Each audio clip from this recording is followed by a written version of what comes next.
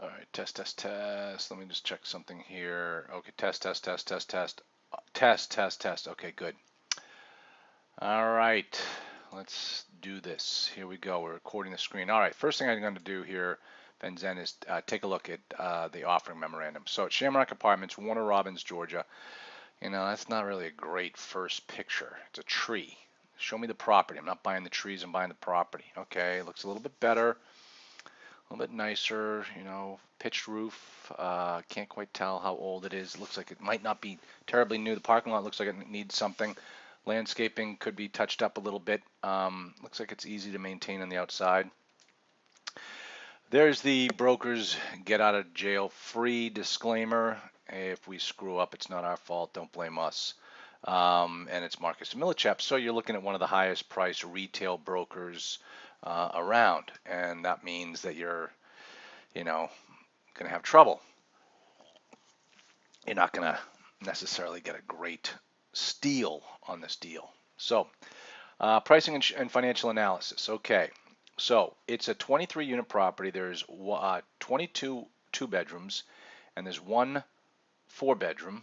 Um, Major employers, I don't care. Here's the price, $895. They want you to put 30% down because you're going to have to be using a local lender who's very conservative, and so you're going to need to put 25 to 30% down. Number of units 23, 6 buildings, 1 story, built in 68, renovated in 2015. Let me just tell you something. Renovated means nothing. Renovated means I put in new carpet. Oh, keep the current. Okay. Renovated means that you put in new carpet. It means you put on a paint job. Who knows what renovated means? Everyone's definition of renovation means something else. Show me the bills. Show me the expenses. Show me what you spent to renovate the property. That's where we start to really determine what type of an extensive renovation job this guy actually did. They're currently using a cap rate of 10.98. Ooh, that's pretty steep. That explains why they want 30% down. Because 10.98, you're talking a solid C-class property. You know, net cash flow after debt service, blah blah. This is broker fun math, where the broker, you know, tries to think he knows how to run a property and comes up with these crazy cash on cash returns that you will never achieve. So don't even listen to these guys. All right, next. Existing financing free and clear. That means we don't have to assume any existing loan. All right, so we're going to go out and get our own paper. They're assuming 5.5, 30-year AM. That's probably wrong. That's how he's able to get some of those aggressive cash on cash return numbers because he's amortizing this over 30 years. If it's a 30% down deal, you're probably looking at about 20% amortization. Debt coverage ratio 2.3. Seriously? Really? Seriously, 2.3? Yeah, I'll be the judge of that. Okay, so this particular page is where I'm going to come back and build off of this. So make a note that on page 7 of the offering memorandum is where I'm going to start to. That's the first page I'm going to come back to when I start to build out the cash flow analyzer. Okay. Um, Let me see. As of February, vacant apartments are offered to prospective tenants at monthly rental rates of $675 to $695. But look at the pro forma rents are at $700. That's interesting. As an addition to the sale of Shamrock Apartments, there is a 1,300 square foot single family home included with this deal. It's adjacent, is located. Okay, fine. This home can be used as a potential alternate entry point for the apartment community if the front section is ever developed commercially. That's interesting. I mean, I could lose my front entrance, and if I lose my front entrance and I sold the house, now I can't get to the property? That doesn't make any sense. I'd definitely check out what the story is with that. Okay, he's got all of these numbers. Yeah, blah. Okay, I don't care about that. Here we go. This is a fun, fun little number. So they give you the income and expense statement. Here's the current. Here's the pro forma. We're going to stick with the current unless the pro forma numbers are worse. Okay. Um, Roof reserve. Current roof has approximately 5 years of life left. Replacement is estimated at $30,000 for all 6 buildings. So fully amortized expense with 5 years roof, $6,000 annually. Okay, moving expenses. So where's he putting that? A roof. Okay, he puts the reserves and replacements for the roof and the HVAC above the line, above the net operating income line, when they actually should be and they shouldn't be operational expenses. They should be capitalized expenses below the line. So right away, the seller, the broker, has made this property look worse by deflating the net operating income below what it should be. Okay, that's pretty good. I like it when brokers don't understand math. Okay, let's see. Oh, totally okay. HVAC reserve. It says the same. Upcoming. There was one unit used as storage, and rent was never collected. Seller intends to complete the renovation and obtain a certificate of occupancy and lease it. Why do you need a certificate of occupancy? Is it that bad? Okay, that's fine. Annualizing operating data. Nothing more here. We already looked at all this stuff. Okay. Property description. All right, I don't care. Everything else is just going to be filler. Everything else is going to be stuff that I don't care about. Stuff that you will care about this as time goes on. If we look like we're going to go forward with this deal, but right now, this information is nice. Look at type of ownership fee, simple. Okay, that's good. Anything else we need to know here?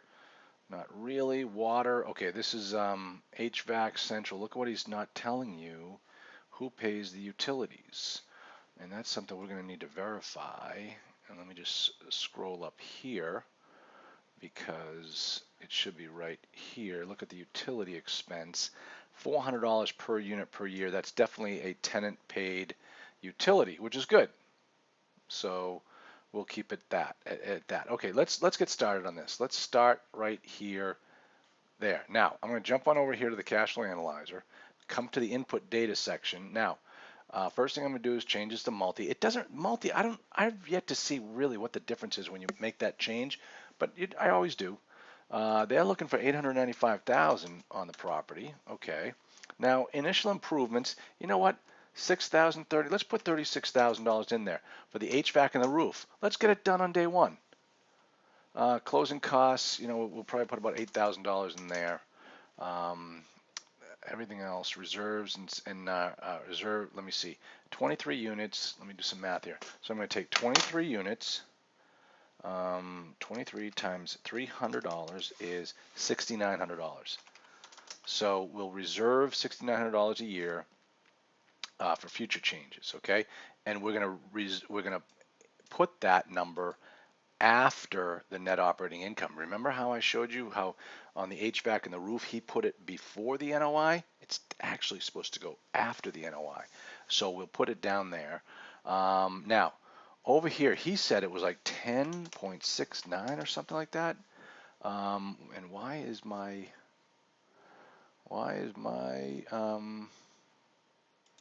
end of year cap rate? Oh, that's weird. Why is this thing not rate input page? Huh. Why is this thing not calcing? That number is supposed to pop up right there. Let me see. If you select the appreciation rate method, then enter the correct fair market value of the property. Rate will be applied. If you select to value the property using a cap rate, the fair market value is entered automatically based on the cap rate and the net. Oh, we haven't put in the NOI. That's why. Duh. My fault. My bad. Okay, so remember what he said. Let's go back to his numbers here when he was talking about with the financing. He says 5.5. And what was what cap rate he said? 10.98 and 5.5. Okay, so he said here cap rate of 10.98, and then over here he said a 5 interest rate, and he said 300. I say it's a 25-year amortization. He said 300. So I think my numbers are better than his numbers, more accurate than his numbers. Okay, now income. This is what you want to do on income. First, I come over here and I say up to 10. That's right. So there's all. This is why I take that page 7, right here. I got 2-bedroom, 1-bath, 22 of those. Okay, so 2-bedroom, 1-bath, 22 units. They are 760 square feet. Now watch this. Okay. All right, hold on 1 second. I gotta go open the door for somebody. Okay, so we are resuming. I had to take a little break there. Um, and let's see. So what we're going to do here for the monthly rent. Now this is where it gets tricky. This is the interesting part. Check this out. Over here, the guy's got the current rents. All right. Then over here, he's got the pro forma rents. What he's saying is, right now we're only getting 632, but the market rents are 700. Okay. So what we're going to do is in this block here, we're going to put in 700. Okay. Not the 632. Over here we'll put in the home. There's one of those. Let's just say it's 1,000 square feet, doesn't really matter. And what are they getting for rent on that one? He says 1,000. Okay, so we're going to put 1,000 in here. All right, now what that means, oops, I put in the wrong number. Now, don't worry about this vacancy rate. We're going to solve that in just a second. Check this out. Potential rental income. If every unit, every month was occupied by someone who paid on time every single month, that means the most this property will be able to generate an income is $196,800. That's la la land. That's never never land. That doesn't exist. It's not going to happen. So what we need to do is drop back down here and take a look at what the current income actually was. According to them, they collected $151,000. All right, so I need to make this 196 go down to $151,000. Did I say 151? Yeah, 151. How do I get it from 196 to 151? I play right here. I put in 15. Nope. I put in 20. Nope. I put in 25. Okay, I put in 23 right there. That tells me that from where this property could be operating to where it actually is operating, we are running at a 23% vacancy rate. Now, here's the thing that you have to understand, Mahlon, is that you cannot call a broker and say, hey, this property is running at a 23% vacancy. He'll say, oh, no, it isn't. They're only 3 units down or what have you. This is not running at a 23. It's running at a 7. Well, this 23, the way that the software works is that 23 means that physical, economic, concessions, delinquency, bad debt, all of those things added combined together, this property, this factory is running at 77% efficiency. 77% efficiency. That's where the opportunity lies in this property. Okay. Now, was there anything in there about other income? Nothing. No other income. All right, fine. Let's jump back on over. So we're finished with the income section on here. Now let's jump on over to the expenses. What's the first expense they have in here? Real estate taxes, $82.71. On the pro forma, $82.71. So what he's telling you is, hey, our rents can go up from 178 to 196, but we'll keep the taxes right where they are. Yeah, typical broker speak. That's not how it works, but we're going to use the 8271 for the taxes. And then we jump back over to here. Insurance, 2944, 2944. See, isn't it amazing? As far as brokers are concerned, expenses never go up. Income skyrockets, but expenses never go up. And I cry BS on that one. Utilities, 9217. Down here, we'll just stick under other utilities, 9217. Okay. Then we get down over here to utility contract services, 2400. We'll put under, we'll call that under maintenance, 2400. Then we got repairs and maintenance, 4400. We'll do repairs, 4400. And what I'm really I'm just putting in all the exact same numbers, and they're using 8% for the management fee. All right, which is probably right. 23 units, it's a small property. And then let me see, ground maintenance, landscaping, 2430. Under landscaping, 2430.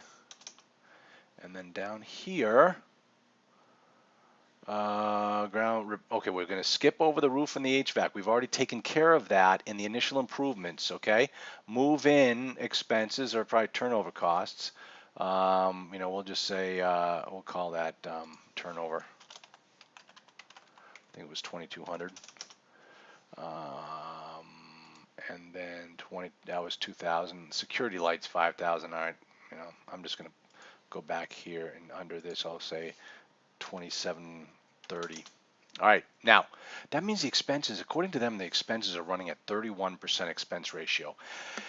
Let's take a look here. Accounting, $1,500 every year. Now, marketing, if we did $25 per unit, 23 units, you're looking at about $575 for marketing. Associated audit, cleaning, commissions, legal, payroll right here. You're really not going to have, and this is interesting, because it's a 23 unit property, you're not going to have much in payroll. And that's why you see 8% of the management fee. So there's nobody working on the property. Everything is handled through contract services and through the management company. So I'm okay with that. Pest control, I'm going to put $1,500 in there. Professional fees, could be anything. Supplies, we'll put, $1,500 in there. Payroll, other trash removal. Let's put $1,000 in there. And we already got the utilities. So now we're up to 35% expense ratio. If it's a tenant paid property, and we're dealing with a very small property, I wouldn't be surprised. The expenses could be this low. All right. What we might want to do is go back in there and put some type of an adjustment factor, meaning like we know the property taxes are going to go up. We know the insurance is going to go up. Maybe we should add a little bit more in there now. But let's take a look at these expenses against the rule of thumb. Okay. Insurance, $128 per unit per year. That's awfully low. Let me see. I'm going to put it at $4,000. That's still low. I mean, if you figure if insurance is about $200 to $250 per unit per year for insurance, that's more in line with what it should be. Management fees high, turnover. See, this guy is. We're going to really need to get in there and do some due diligence to make sure the numbers all line up. We're probably also going to have to sit down with a management company in that area and start going through some of the expenses to make sure we understand that we're accounting for everything. I'm right now just going by what the management company says. I will ask for, if we proceed further, I will ask for a trailing 12 financial. And what I probably would do right now is ask for a trailing 12 financial before I submit the LOI, because I want to see exactly what they're spending their money on. 31% expense ratio is very, very low. It's almost like you can't run a property at 31% expense ratio. Okay, so guess what? Now we put in the income. Now we put in the expenses. Now the computer automatically calculates out the net operating income.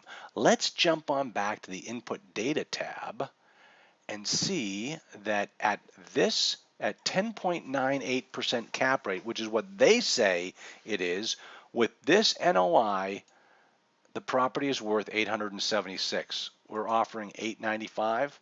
I don't think so. I'm not going to overpay for a property. I don't know about you. So I'm going to go back and I'm going to put in 850. So I'm going to offer 850 on this property based upon the current NOI. Now, does that mean that's the right price? Does that mean these numbers look good? Let's go back and take a look.